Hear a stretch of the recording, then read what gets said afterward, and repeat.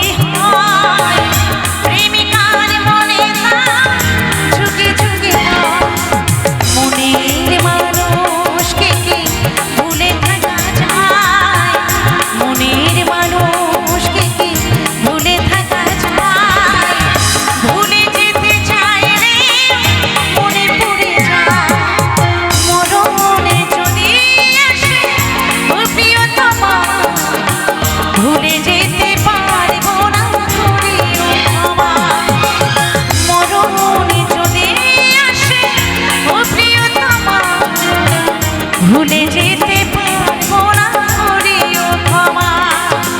ভুলে যেতে পারবো না, করিও ক্ষমা। ভুলে যেতে পারবো না, করিও ক্ষমা। ভুলে যেতে পারবো না, করিও ক্ষমা। ভুলে যেতে পারবো না, করিও ক্ষমা। মরণে যদি আসে ও প্রিয়তমা,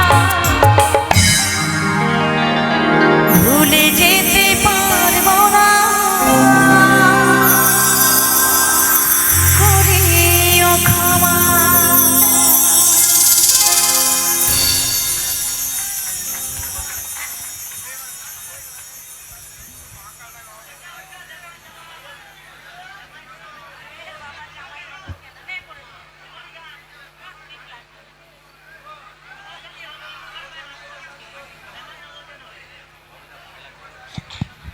তা একটা গানের জন্য দাদারা অধৈর্য হয়ে গেছে, ওটা এখনই শোনাতে হবে বলছে। তো যাই হোক, দাদারা নিয়ে এসেছেন, শোনাতে হবেই। কমিটি দাদাদের অনুরোধ রয়েছে। কমিটি দাদাদের অনুরোধ যে গানটাই হবে এখন, তারপরে অন্য গান হবে। তাই চলুন একটু ভিন্ন সাথে। তো এখানে কোনো নতুন জামাই টামাই আছে নাকি? এসেছে নাকি? দর্শক তো দেখতে পাচ্ছি না, লাইটের সিস্টেমটা এমন আছে, ওদিকে তো নেই। এটা দাও, এটা দাও। বাবা এইগুলো মেরো না একদম, ওইগুলো দিয়ে রাখো। জামাই তো রয়েছে, হব জামাই বেশি রয়েছে। ও হব জামাই, মানে এখন তো হব জামাইয়ের বাবা মায়ের তো জামাই খুঁজতে হয় না, অটোমেটিক। তাই তো। কি বলছে?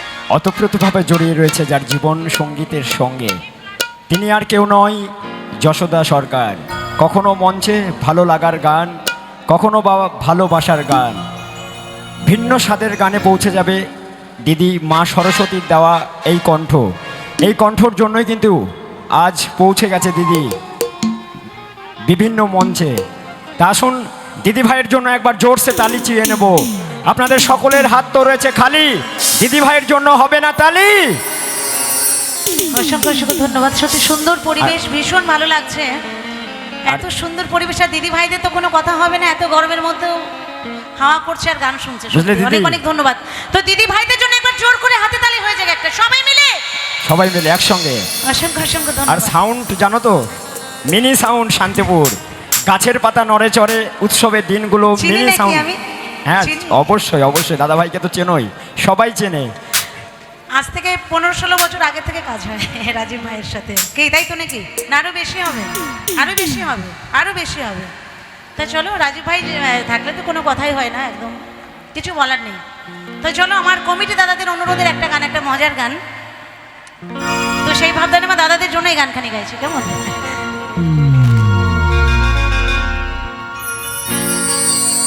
এই যে সামনে দুর্গাপুজো আসছে, তাই না?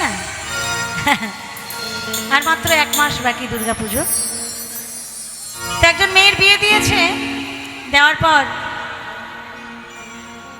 বিয়ের প্রথম বছর মেয়েরা কিন্তু দুর্গা পুজোতে বাপের বাড়িতে যায়, কি তাই তো নাকি? আমাদের ওইদিকে বীরভূমে কিন্তু এটাই নিয়ম, এটাই সিস্টেম, যে বিয়ের পর বিয়ের প্রথম বছর মেয়ে বাপের বাড়িতে থাকে দুর্গা পুজোর মধ্যে। তা নদিয়াতে কি সিস্টেম আমি জানি না। তো মেয়ে বাপের বাড়িতে আছে, বাপের বাড়িতে রয়েছে, সপ্তমী দিন নিয়ে চলে গেছে বাবা এসে। এবার নবমীর দিনে ঠাকুর দেখতে বেরোবে, প্রতিদিনই ঠাকুর দেখছে, নবমীর দিনে সাজুগুজু একটু বাইরে যাবে ঠাকুর দেখতে আর কি, মাকে নিয়ে বান্ধবীদেরকে নিয়ে। তো এইদিকে কি হয়েছে, একটু সাজুগুজু করে, আর এখন তো ফ্যাশন বেরিয়েছে কি যে মেয়ের শাড়ি মা পরে, মায়ের শাড়ি কিন্তু মেয়ে পরে, তাতে কিন্তু কোনো প্রবলেম হয় না। এখন দেখবেন ছোট ছোট বোনেরা লাইট কালার পরে, আর যাদের একটু বয়স ভারী হয়ে গেছে তারা ডিপ কালার পরে, একটু লক্ষ্য করে দেখবেন। তো মেয়ের শাড়ি মা পরে, মায়ের শাড়ি মেয়ে পরে। তো মেয়ে বলছে, মা গো তুমি আজকে আমার শাড়িটা পরো আর তোমার শাড়িটা আমি পরি, তারপরে চলো ঠাকুর দেখে আসি। তো শাড়ি টাড়ি পরা হয়ে গেছে, ইতিমধ্যেই মেয়ের বাবা বলছে, আচ্ছা তোমাদের আসতে কত দেরি হবে তার ঠিক নেই, তো আমাকে 1 কাপ চা করে দিয়ে যাও। তো মেয়ে বলছে, মা আমি তাহলে বাবার জন্য চাটা করে নিয়ে আসি। তো মেয়ের মা বলছে, না না না, তুই সাজুগুজু কমপ্লিট কর, আমি তোর বাবার জন্য চা করে নিয়ে আসি। কিন্তু ওই যে শাড়ি কেলেঙ্কারি শাড়ি তো আগেই পরে বসে আছে। তো রান্নাঘরে মা গেছে চা করতে, আর এইদিকে ওই যে নতুন জামাই তার আর দেরি হয়নি, ও আর কি সারপ্রাইজ দেওয়ার জন্য ঢুকবি ঢুক নবমীর দিনে এসে বলছে ফোন টোন করে যাব না, একদম সরাসরি যাব। তো নবমীর দিনে চলে এসেছে, আর ওই যে শাড়ির ব্যাপার, ঢুকবি ঢুক একদম রান্নাঘরে ঢুকে বলছে, কি গো কেমন আছো, তোমাকে না দেখে না থাকতে পারলাম না। এবার ধরেছে কাকে? হ্যাঁ কাকে? একটু জোর করে, কিয়া বাত, ধরেছে শাশুড়িকে ধরেছে। তো শাশুড়ির তো কিছু একটা বলতে হবে নাকি, জামাইকে কিছু তো একটা উত্তর দিতে হবে। তাই কি বলছে আমার এই গানের ভাষা?